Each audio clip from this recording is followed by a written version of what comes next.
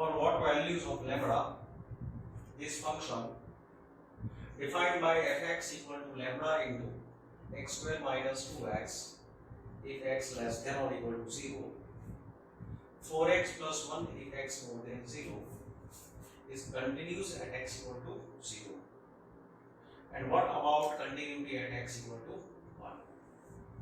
So see, we are asked to find value of lambda if function is continuous at x equal to 0.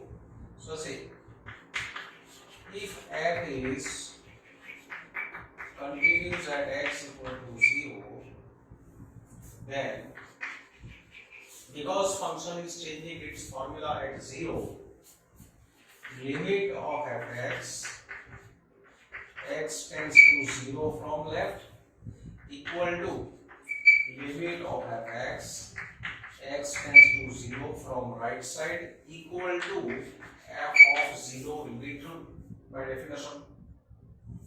Therefore, limit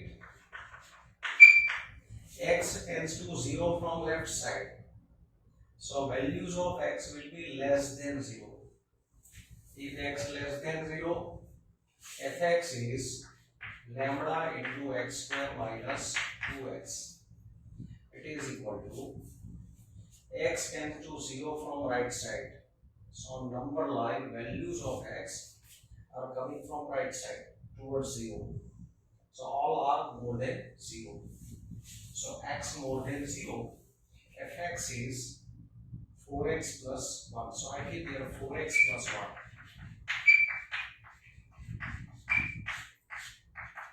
And f of 0, so for equal to 0, f of 0 is lambda into 0 square minus 2 into 0. So therefore, now here putting 0, lambda into 0 square minus 2 into 0 equal to, putting here 0, 4 into 0 plus 1 equal to, this is 0. So see what we have obtained, this value is 0, 0 equal to 1 equal to 0, which is not possible.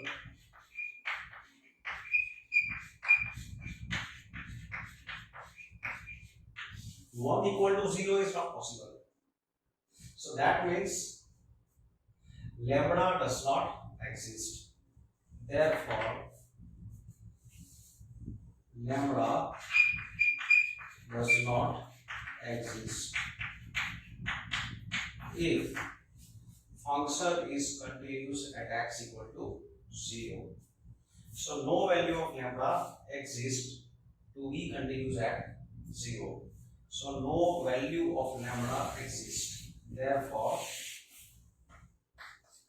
no any real value of lambda exists to be continuous at x equal to 0. Then second part is, what about continuity at x equal to 1? So we check continuity at x equal to 1. Second part. At x equal to 1,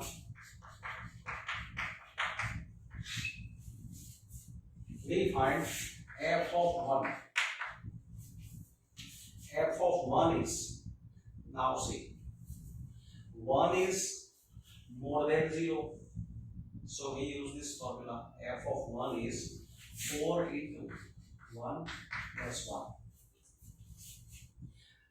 Now function is not a changing formula at 1. So don't find left hand limit and right hand limit at 1. So here function is changing formula at 0. At 0 it is changing formula. On this side, fx is lambda into x square minus 2x. And if x is more than 0, fx is 4x plus 1. And we are discussing at 1. So 1 is somewhere here. So we find limit of fx as x tends to 1. That means x tends to 1 either from left side or from right side. X tends to 1 from either side. So values of x will be in interval in which all values are more than 0. So here all x belonging to this interval containing 1 as center are more than 0. So limit of fx x tends to 1, that means from left side or from right side. So all x will be more than 0. So fx equal to, take formula for more than 0, 4x plus 1. It is equal to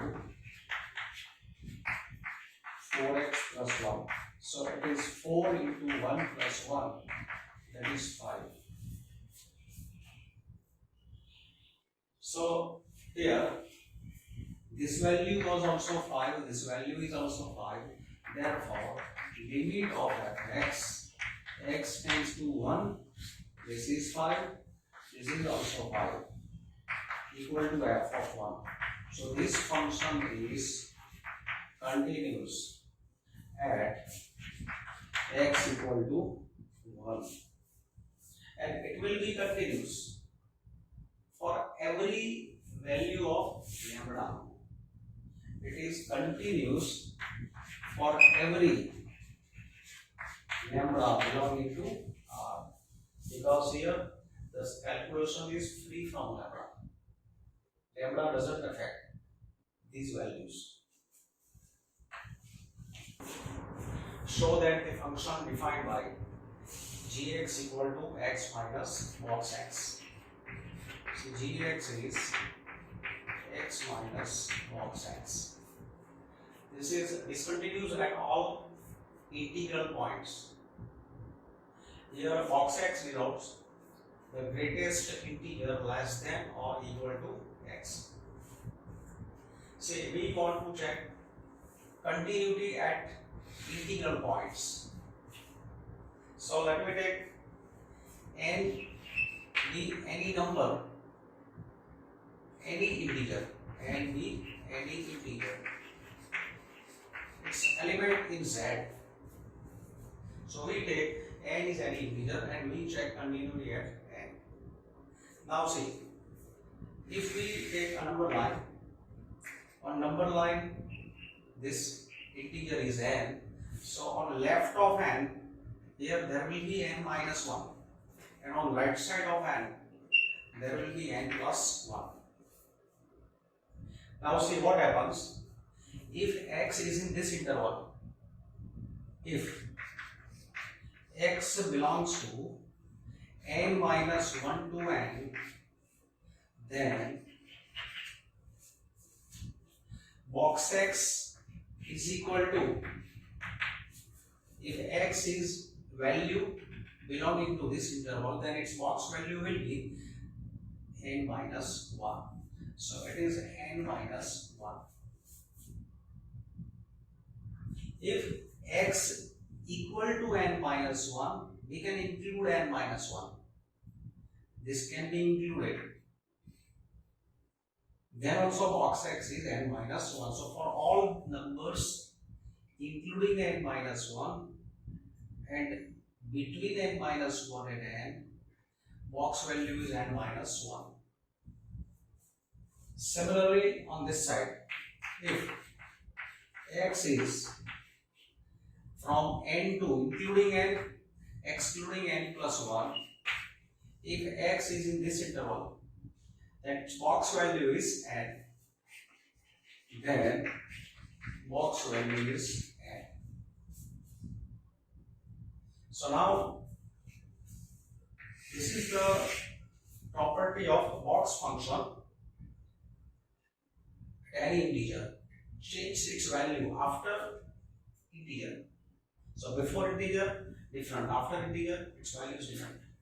So it changed its value, its working style at every integer. Now see, we want to check continuity at any integer. So checking continuity, here we find for n belonging to z, g of n. G of n is n minus box value of n.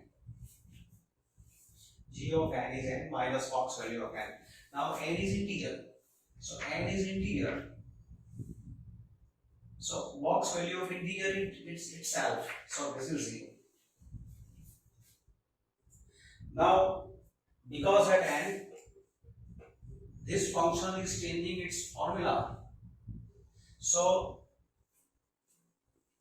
we find limit, left hand limit as well as right hand limit at n. So this can be simplified.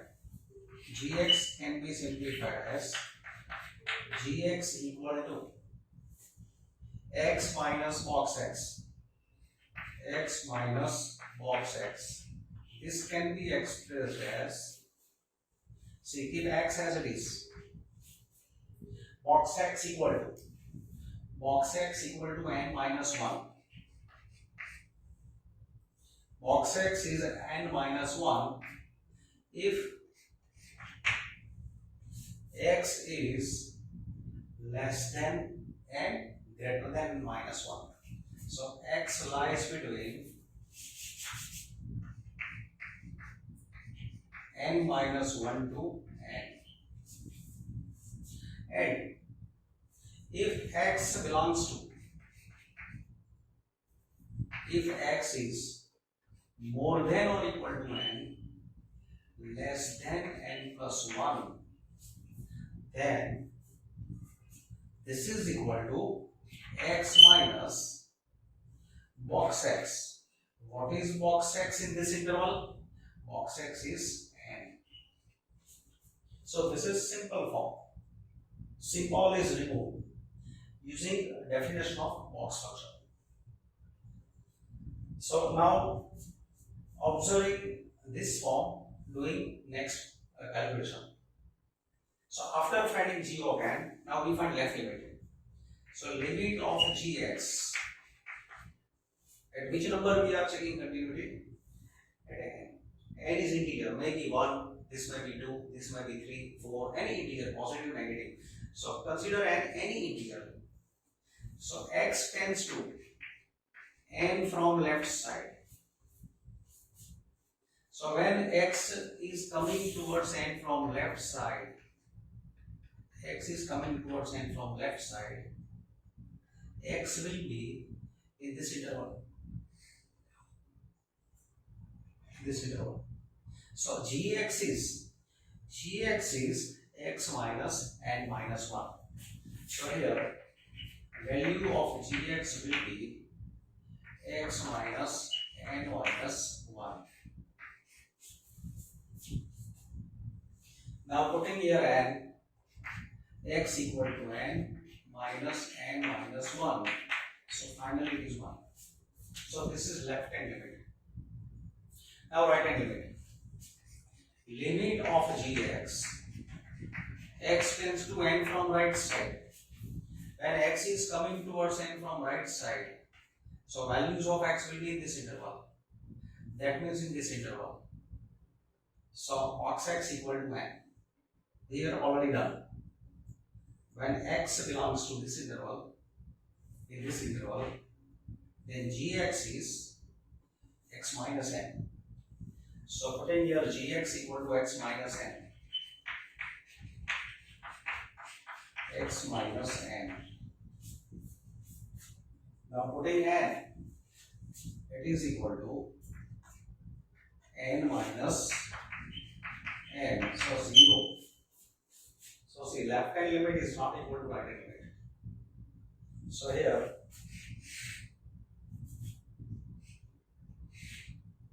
therefore it is clear that limit of gx, x tends to n from left, is not equal to limit of gx, x tends to n from right side.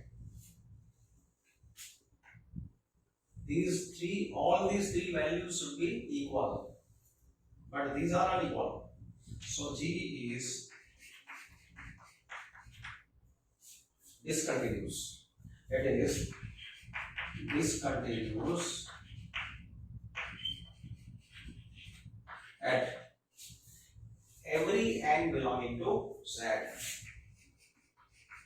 Every integer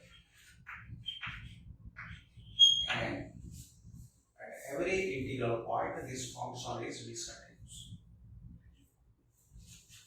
Now here, say domain of sin x is R, domain of cos x is also R. So domain of this function will be domain of sin x is R, domain of cos x is R. So intersection of domain of both functions f1, f2. So domain of f1 intersection domain of f2. So R intersection R. Domain of sin is R, domain of cos is R. So domain of f is equal to R. So we check continuity at every number belonging to R. So let A belonging to R. A is any real number. So f of A is sin A minus cos A. And our limit of fx, x tends to A. That is limit of fx is sin x minus cos x. That is limit of sin x minus limit of cos x. So putting A here, sin A minus cos A. So these are equal. Therefore, limit of fx, x tends to A is equal to f of A. So function is continuous. Therefore, fx is continuous at every number A belonging to R. Discuss continuity of cotangent function. Cotangent function. So fx is equal to cos x upon sin x. That is cotangent. Cot x. Fx is cot x. Cot x is cos x by sin x. And we know that domain of this function, cot is not defined for those x for which sin x is 0, because cot x is cos x by sin x. If sin x is 0, cot is not defined. And when sin x is 0, if x is n pi, so at n pi values this is not defined, so its domain is set of all real except n pi, where n is any integer. This is domain of cot. Cot is defined at every real except n pi. N pi means 1 pi, 2 pi, 3 pi, 4 pi, 5 pi, etc. Now, for every number belonging to domain, we check continuity. So let A be any number in this set.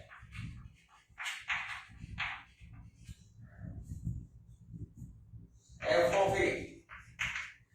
of A is cot A, and we find limit of fx, x tends to B, that is limit of fx is cot x, that is cot x, that is cos x upon sin x, that is limit of cos x, x tends to a upon limit of sin x, x tends to a, that is cos a upon sin a, and it is what? Cot a. So both are equal. Therefore, limit of fx, x tends to a, is f of a. So this function is continuous at every a belonging to its domain. Therefore, fx is continuous at every a belonging to domain of cotangent function. So here function is defined by x square into sine 1 upon x if x is not equal to 0, and fx is 0 if x equal to 0. We want to check continuity. Is a function continuous function? That is the question. See, you can see that this function is defined for every real number. So here domain of this function is R, and we are going to check continuity at every number belonging to R. So let A be any number belonging to R. Now this number cannot be 0, it can be 0. So case 1, if A is not equal to 0, then is function continuous at a non-zero number? That we are checking. If A is not 0, then f of A is not 0, f of A is a square into sine 1 upon a. And now we find a limit of fx as x tends to a. So we are discussing if a is not 0. Here this is 0. Now when a is not 0, that means a can be on this side or a can be on this side. So there exists interval containing a such that for all x belonging to that interval, all values of x are either negative or all values are positive. That means here x is not equal to 0, here also x is not equal to 0. So when x tends to a, that means it can be from this interval or from this interval. So this x is not equal to 0, x is not equal to 0, so we give fx equal to x square sine 1 upon x. So here fx equal to x square sine 1 upon x.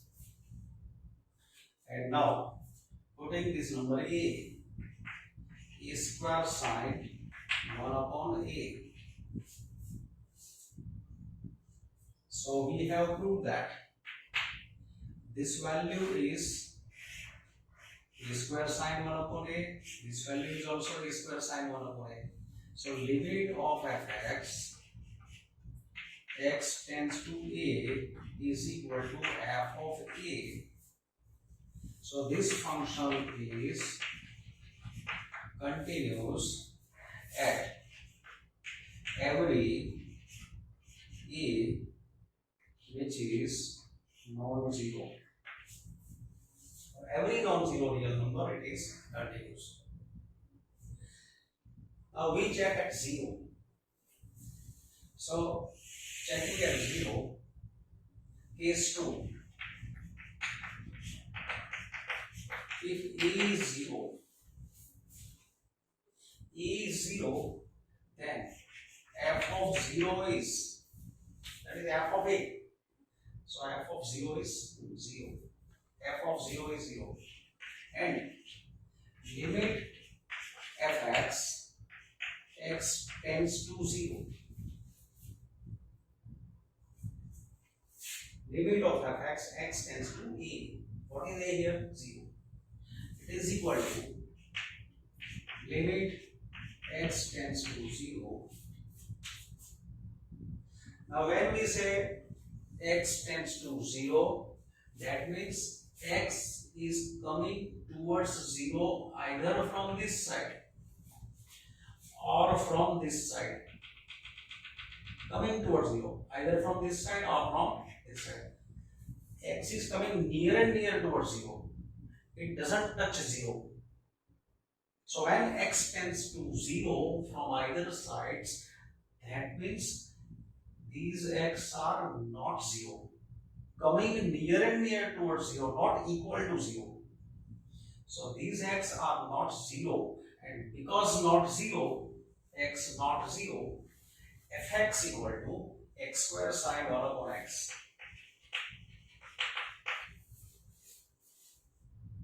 Now this can be written as limit x tends to 0, x into x sine 1 upon x. That is, limit x tends to 0, x into limit x tends to 0, x sine 1 upon x. Now this value is 0. If this is always 0. Limit of x sine 1 upon x is always 0. So here remember this result. Limit of x sine 1 upon x, x tends to 0 is always 0. So this is 0.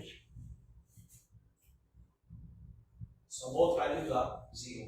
Therefore, limit of fx, x tends to 0, it is equal to f of 0. So this function is continuous at e equal to 0. So it is continuous at a equal to 0, it is continuous at non-zero number also. So that means from case 1 and 2, from case 1 and 2, it is clear that this function is continuous at every a belonging to R. Now look here, next question. Find the value of k so that this function is continuous at x equal to pi by 2. Given this function, this is continuous at x equal to pi by 2. Here, fx is continues at x equal to pi by 2, that is given. If function is continuous at pi by 2, find value of k. We want to find value of k. So we use definition. If function is continuous at x equal to pi by 2, then limit of fx, x tends to pi by 2 is equal to f of pi by 2. Application of definition. This is true. So this is true. Therefore, x tends to pi by 2. That means x is coming near and near towards pi by 2. X is coming near and near towards pi by 2. That means x is not pi by 2. It is coming near and near towards pi by 2 from either sides. It doesn't touch pi by 2. So whenever we say x tends to pi by 2, that means it is coming near and near, not equal to pi by 2. So x are not equal to pi by 2. So that's why we use this form. Fx equal to k into cos x upon pi minus 2x equal to f of pi by 2 is 3. Now here this becomes question of limit. Now on left hand side we take substitute. On left hand side we take pi minus x equal to theta. If pi minus 2x equal to theta, then everything now we are converting this in theta. So when pi minus 2x is theta, 2x equal to pi minus theta.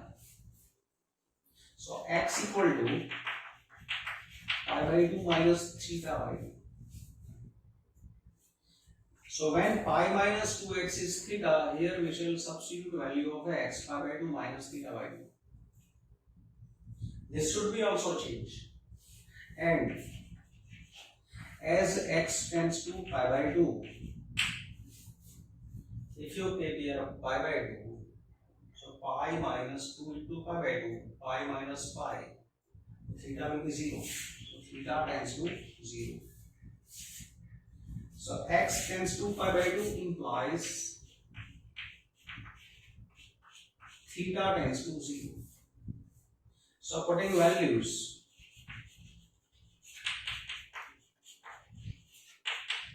in this equation 1, we have limit. Now x tends to pi by 2 will be replaced by theta tends to 0. A as it is, cos into x will be replaced by pi by 2 minus theta by 2 upon this is theta equal to 3. Therefore, limit theta tends to 0, a into cos pi by 2 minus alpha is sin alpha upon theta equal to 3. Now to apply here working rule of limit, say observe here, sin of theta by 2. Now what I do? Here divide by 2, multiply by 2. So this is sin theta by 2 upon theta by 2. So therefore, a by 2 is constant. Keep out limit sin theta by 2 upon theta by 2. Now theta tends to 0, so theta by 2 tends to 0. As theta tends to 0, theta by 2 is going towards 0. It is equal to 3. So therefore, a by 2 into this is now 1 is 3. So value of a is 6.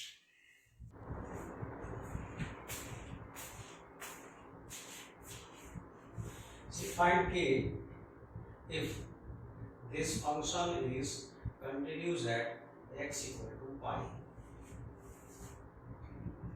Say given that function is continuous at x equal to pi, given. So by definition, limit of fx x tends to pi from left equal to limit of fx x tends to pi from right side. Now x tends to pi from left, that means x are less than pi. So when x is less than pi, keep fx equal to kx plus 1. And x tends to pi from right side means x are more than pi. If x is more than pi, fx is cos x. So keep here cos x. Then putting here pi,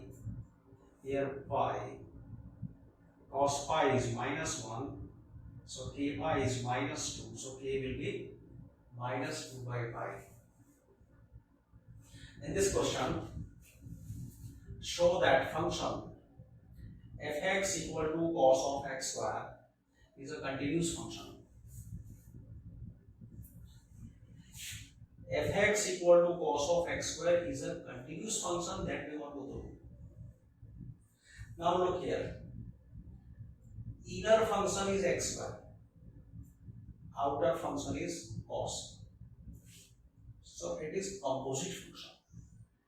It is composition of two functions. First one is x square, another outer is cosine function. So we separate them. Suppose we take hx equal to x square.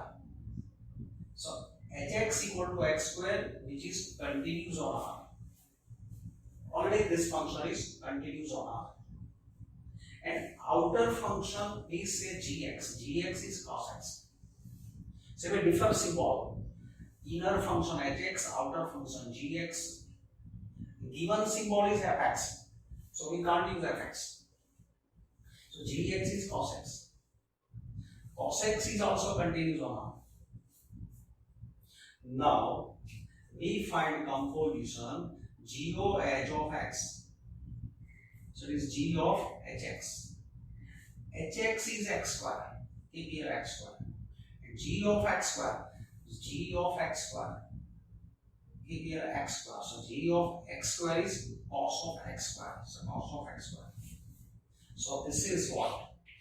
It is fx. This is fx.